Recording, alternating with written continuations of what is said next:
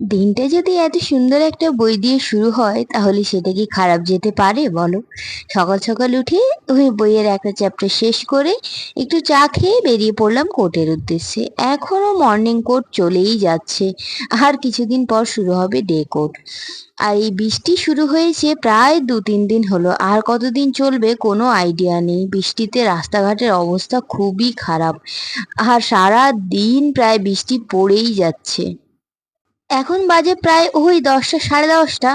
সেই সকাল থেকে শুরু হয়েছে, সকাল কি প্রায় 3 দিন ধরে শুরু হয়েছে, সেই এক নাগাড়ে বৃষ্টি পড়ে যাচ্ছে। তো কোর্টে এসেছিলাম, আশেপাশে সব দোকানই বন্ধ। এমনিতে তো আমার ফাস্টফুড খাওয়া খুব একটা চলছে না আর, কারণ শরীরে একটু অসুবিধাই হচ্ছে। কিন্তু আজকে আর কিছু করার নেই, যা ফলের দোকান টোকান ছিল সবই বন্ধ আশেপাশে। তাই এখানে একটা দোকান মাত্র খোলা ছিল, যেখানে কচুরি ছাড়া আর কিছুই ছিল না। তো আজকে ওই স্বাস্থ্যের 12টা বাজিয়ে খিদে মেটানোর জন্য ওই কচুরি আর চা খেয়ে আবার যাচ্ছি কোর্টের দিকে। অবস্থা দেখছো, কাদা চারিদিকে, একদম পিচ্ছিল রাস্তাঘাট। তারপরে ওই একটু আধটু যা কাজ ছিল সেগুলো করে বেরিয়ে পড়লাম। না না, বাড়ি যাচ্ছি না। এই বৃষ্টির দিনে এই ওয়েদারে ছুটির পরে বাড়ি যাওয়া, সেটা কি মানা যায়? আর তাই কোর্ট আওয়ার শেষ হতেই চলে এসেছি ওই বাস স্ট্যান্ডের কাছে সুধামৃত রেস্টুরেন্টে।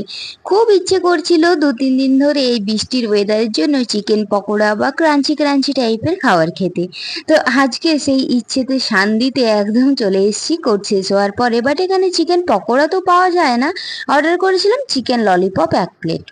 আর এই চিকেন ললিপপ আগে প্রচুর খেতাম, আর ওই খেয়ে খেয়েই তো 12টা বাজিয়েছিলাম শরীরে। কিন্তু আজকে ভীষণ ইচ্ছে করছিল, তাই আজকে আর দুবার না ভেবে চলে এসেছি খেতে।